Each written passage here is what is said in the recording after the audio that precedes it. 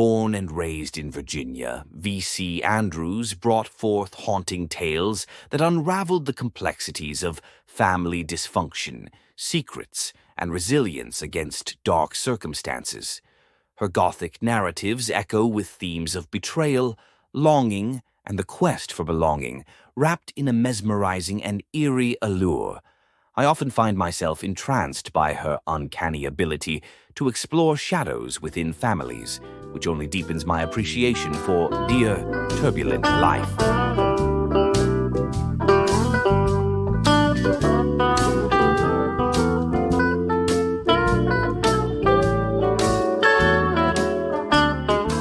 Chicory coffee, Drunken, Refinement, and Aunt Barbara Lee Beaumont. The television flickered before us, its glow casting an eerie illumination across the kitchen. As we stared at the screen in a daze, there was a heaviness clinging to the air, impenetrable and dense, each word uttered by the news anchor echoing like a taunt in our ears. Poor Miss Edna Rose, now nothing more than a shadow in a world that seemed crueler than yesterday. The anchor had moved on, rattling off statements about other unremarkable occurrences, yet we remained chained to our stupor, grappling with the reality that something had shaken the very essence of our small town. Leslie finally broke the silence as the sounds of her hands trembled, making the quiet sharps clinks of glass on ceramic slightly as she poured more Irish cream into our cups, the thick liquid swirling into the dark brew like ghostly whispers of comfort, a small reinforcement in the face of this overwhelming revelation. The way the cream wove through the coffee felt far too poetic for the sorrow churning between us, but it was all we had. We remained glued to the screen, lost within that trance, as if it were a spell, the tragedy drawing us deeper into its haunting grip. The silence coiled tightly around us until it was suddenly bisected by the screech of the screen door slamming shut. The noise shattered the fragile veil of disbelief, both Leslie and I jolting in shock, instinctively turning toward the familiar sound that heralded Aunt Barbara Lee's unpredictable entrance. "Aunt Barbara Lee?" I muttered half-heartedly, and before Leslie could respond, her voice burst through the closed door, keening like a banshee racing through a storm. "Savannah? Leslie? Savannah? Did you hear about Edna Rose?" The urgency in her tone propelled us from our stillness, pulling our attention like a moth drawn to a flame. Through the thin barrier of wood, we could hear Aunt Barbara Lee's voice launch into a passionate monologue, her distinctive lilt laced with indignation. "Why in the world would someone want to kill Edna Rose? It's beyond cruel." Her words flowed like a river, tumbling over one another in a torrent of disbelief and outrage, painting a vivid picture of her unwavering loyalty to the woman who had birthed countless blooms in her garden and laughter in her heart. We could almost visualize her pacing, those gold-tinted glasses glinting in the light as her thoughts tumbled forth, rendering the injustice as tangible as the storm clouds still lingering outside. The muted backdrop of boots scuffing against the floor accompanied her rants, Aunt Barbara fervently scraping mud from her shoes, remnants of last night's storm that clung to her like unwelcome memories. Through the thin barrier of wood, we could hear Aunt Barbara Lee's voice launch into a passionate monologue, her distinctive lilt laced with indignation. She sobbed, "Why in the world would someone want to kill Edna Rose? It's beyond cruel." Her words flowed like a river, tumbling over one another in a torrent of disbelief and outrage, painting a vivid picture of her unwavering loyalty to the woman who had birthed countless blooms in her garden and laughter in her heart. We could almost visualize her pacing, those gold-tinted glasses glinting in the light as her thoughts tumbled forth, rendering the injustice as tangible as the storm clouds still lingering outside. The muted backdrop of boots scuffing against the floor accompanied her rants, Aunt Barbara fervently scraping mud from her shoes, remnants of last night's storm that clung to her like unwelcome memories. Then, with fervor summoning up her strength, Aunt Barbara Lee jerked open the back door, exclaiming with fiery conviction, "Killing a 95-year-old woman deserves cruel and unusual punishment." The declaration rolled through the room, filling the air with a vibrant intensity that eclipsed the somber shadow of the earlier news. As she stepped into the kitchen, Aunt Barbara Lee became the embodiment of Southern resilience, each movement punctuated with purpose. Her short, neatly styled gray hair swayed gently as she entered, subtle highlights glistening like wayward sunlight kissing the surface of a pond.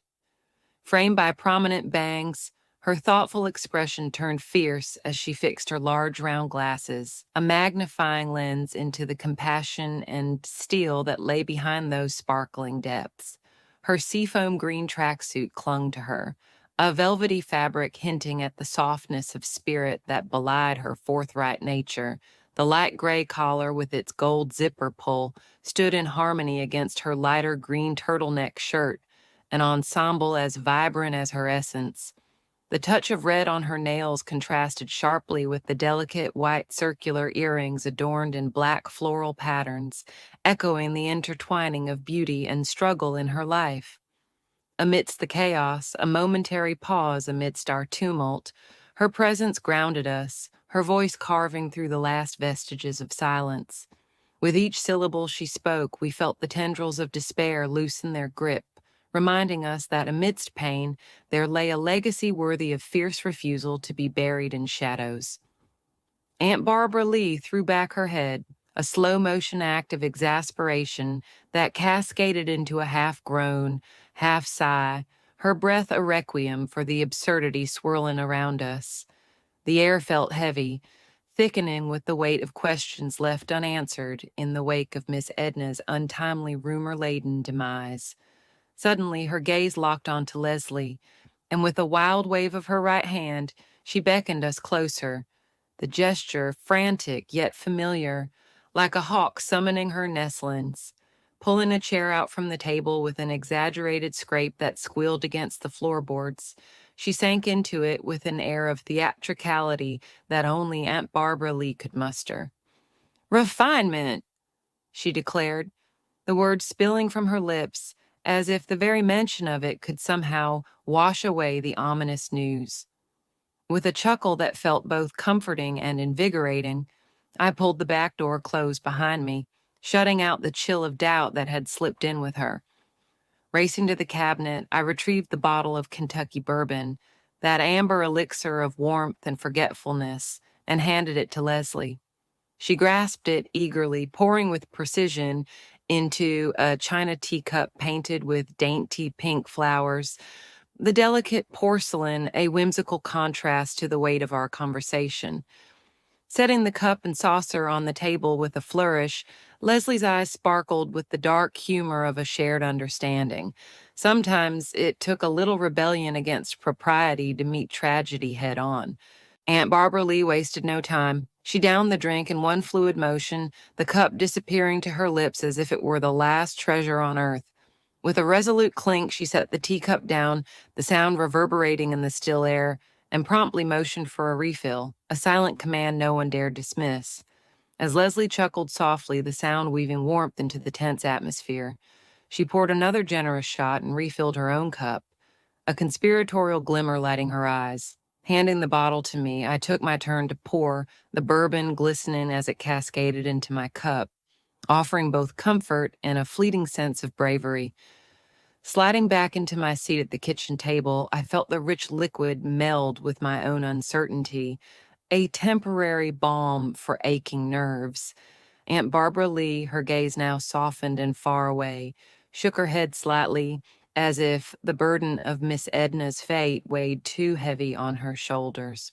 "Oh, Edna Rose," she said softly, the name saturating the space with melancholy, evoking images of laughter shared and secrets kept. Then, cradling the china cup to her lips once more, she savored the bourbon's warmth with a kind of reverence reserved for those lost and dearly missed. The refined gesture, a delicate sip from a cup adorned with flowers, was both an ode to the past and a fierce battle cry against the cold realities of our own lives. Aunt Barbara Lee sat there, a vision of spirited defiance, as she lifted the teacup to her lips yet again, down in a third cup of bourbon with the kind of abandon that spoke to her decades of hard-won wisdom and long-held traditions. I could scarcely believe she was on her fourth now, the amber liquid flowing down her throat like sweet southern syrup, too reckless and too early for such indulgence. My gaze darted to Leslie, and with a discreet wave of my hand, I subtly signaled for her not to refill Aunt Barbara's cup. Instead, I moved to the counter and filled a ceramic mug with black coffee, the scent strong and bracing, then slid it in front of Aunt Barbara. Laying a gentle hand on her shoulder, I chuckled softly, shaking my head. It isn't even 10 o'clock. My smile was sympathetic, and I added, "You need to drink some real coffee now." Aunt Barbara pursed her lips, her eyes narrowing in playful protest as she regarded me. "I know what damn time it is, and," she began, but then, as if the weight of the moment pressed down on her, she relented. "Well, maybe just a taste. This isn't that chicory stuff from—" She shuddered dramatically, finishing with the utmost repulsion. Louisiana." Before I could launch a defense of my favorite coffee blend, one that was not merely a product of the bayou, but a warm hug of familiarity, Leslie chimed in, cutting through the tension with a smirk. "No, dear. I poured that down the drain and started a pot of Folgers when I got here." She shot me a look, one that dared me to contradict her, then added coyly, "It goes better with the Irish cream." The exchange swirled in the air like smoke from the remnants of a dying fire, and I felt that familiar tug of humor and love as Aunt Barbara's expression transformed. Aunt Barbara Lee, pleasantly past the point of tipsy, sat propped in her chair, her words swirling like the smoke from a spent cigarette, each one igniting a memory flickering end. "Now I tell you, New Orleans is a place of enchantment. How can folks who whip up such glorious gumbo and beignets muddy their good taste with that wretched chicory coffee?" Her voice danced through the room, wrapping around us like the humidity of a summer evening, thick and sweet, yet tinged with an unmistakable tarnish of dismay. Beside her, Leslie tried hard to muster the gravitas fitting such a serious subject, and with every misleadingly solemn nod, she punctuated Aunt Barbara Lee's ramble with emphatic affirmatives. "Yes, ma'am," she'd chime in, her wide eyes sparkling with mischief. "Ain't that the truth?" Each interjection fell like a soft clap of thunder, adding a rhythm to Aunt Barbara Lee's spirited tirade. While they engaged in this raucous symphony of culinary discontent, I guardedly poured myself another generous splash of the Kentucky bourbon, relishing the way the amber liquid glistened before it disappeared into the confines of my own waiting glass. Settling back into my chair, I watched as the bourbon slid warmth through Aunt Barbara Lee, her frazzled nerves melting gently under its embrace, until she became a softer version of herself, a lady whose sometimes acerbic tongue was now dulcet with the balm of bourbon and camaraderie. As Aunt Barbara Lee's indignation dissolved, faded long ago memories began to emerge in my mind. Aunt Barbara Lee, the lone rebel among our kin, stood as the older sister of my daddy, Earl Beaumont, a twist in the family legacy that almost felt like a plot lifted from a novel. Unlike the other Beaumont women, who boasted jet-black hair that flowed like dark rivers, Aunt Barbara Lee's tresses were a pale straw-colored blonde, a hue that danced somewhere between innocence and defiance. As long as anyone, with the exception of poor Miss Edna Rose, could remember, she had dyed her hair a fiery copper penny red as a fiery rebellion against the family's somber lineage. She broke free from our family's tightly wound grip on inherited properties and traditional interests, relinquishing control and handing it to my father with a flourish, as if casting aside chains long rusted. The whispers of polite society followed her like an unwanted shadow, branding her a hippie as though the term itself could tarnish her spirit. Yet Aunt Barbara Lee would not let them define her with their whispers. She would firmly assert that she was a flower child, proudly recalling the vibrance of the 60s and early 70s as she trailed her passions across the country. In those bright-colored clothes that seemed to scream against the muted tones of our Southern roots, she marched with a protest sign in hand, her voice a clarion call to end the senseless wars that stained our nation and to carve out a world devoid of bigotry. Each step she took was a testament to her resolve, a promise to save every last animal teetering on the brink of extinction, echoes of compassion weaving through the fabric of her wild, untamed life. Aunt Barbara Lee, in all her fiery spirit and brazen choices, became both a beacon of hope and an unsettling reminder of what it meant to truly live outside the confines of societal expectation. Aunt Barbara Lee had once been a vibrant wildflower, woven tightly into the tapestry of the Beaumont legacy, but life had cast its long shadow upon her early dreams. She had been told, with polite condescension typical of society's elders, that children would not be her destiny. It was a cruel proclamation that had cut away the lilting songs of her youthful aspirations, of blooming into the discreet beauty of motherhood and establishing a new generation of Beaumonts. When the time finally came for her to inherit the family's properties, she abandoned the aging manor with a swift, deliberate grace, much like the slow fade of hope for her own descendants. The notion of nurturing the matriarchy of the Beaumonts seemed too weighty against the freeness of her spirit. As fortune would have it, Aunt Barbara Lee was swept away from her ancestral home just as the tide swayed. But with the birth of my own little self, Aunt Barbara Lee saw fit to leave her third husband, a civil rights attorney and son of Japanese immigrants, brilliant in his fight for justice, but ultimately a weakly flickering flame alongside her unwavering spirit. She settled into a large house just slightly north of Broad Street, a space that whispered both the historic echoes of Charleston's past and the promise of modernity, a perfect fit for an aging debutante, or as she would cheerily insist, a flower child. Here, the peculiarities of her presence would blend seamlessly among the city's eccentricities, her vibrant copper penny hair and eclectic outfits a testament to both her storied past and her progressive leanings. The last renovations began with hesitation but soon became infused with purpose. The work was hardly extravagant.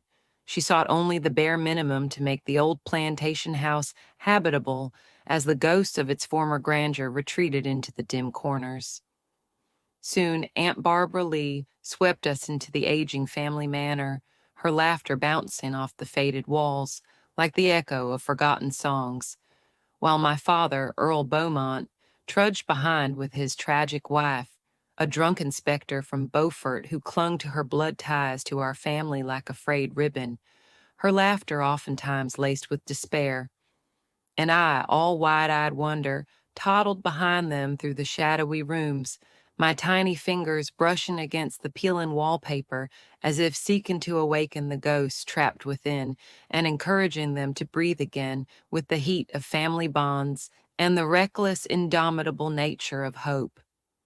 I took a momentary break from my memories and glanced over at my Aunt Barbara Lee, with her indomitable spirit and a heart as vast as the marshes behind our home, as she continued to express her indignation over the tragic loss of her dear friend, a loss so fresh it still clung in the air, her wild white hair resembling a halo of defiance as she vented her frustration at the injustice of it all.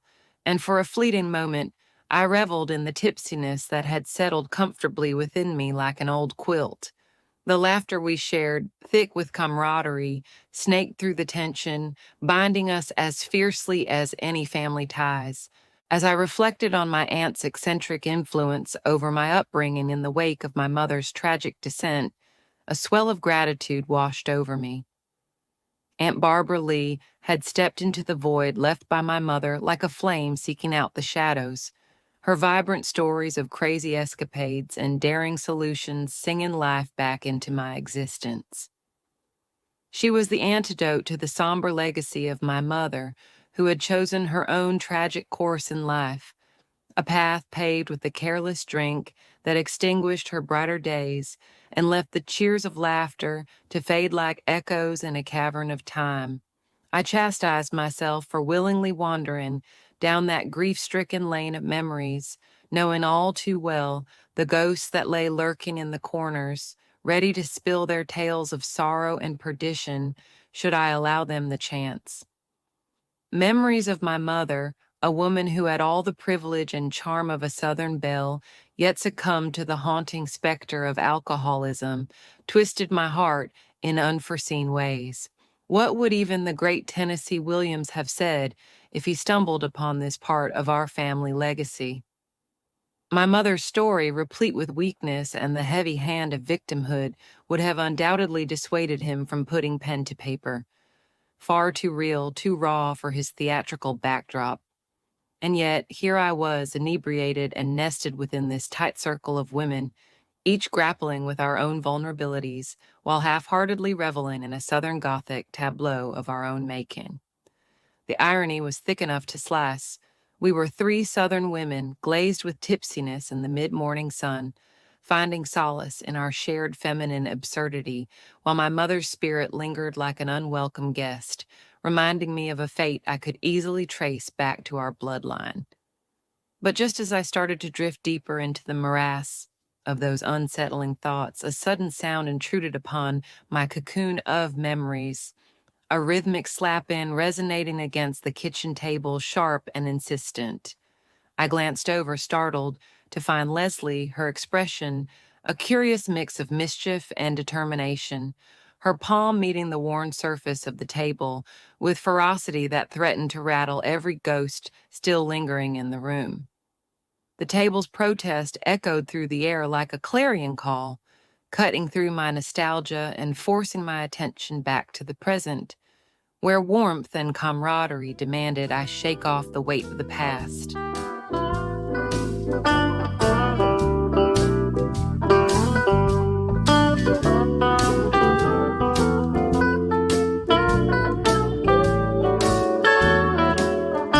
Oh, my dear friends, I implore you, in the name of all the restless voices simmering inside Mrs. Beaumont's neurotic mind, click like and follow. If you don't, I fear one of us will be condemned to pacing through the witching hours, ensnared by her obsession, dutifully watching a never-ending stream of videos on how to garner more followers, while another one of us is trapped singing "Over the Rainbow" in a heart-wrenching, looped lament. Let us not suffer this fate together. Spare us the madness and embrace a moment of grace.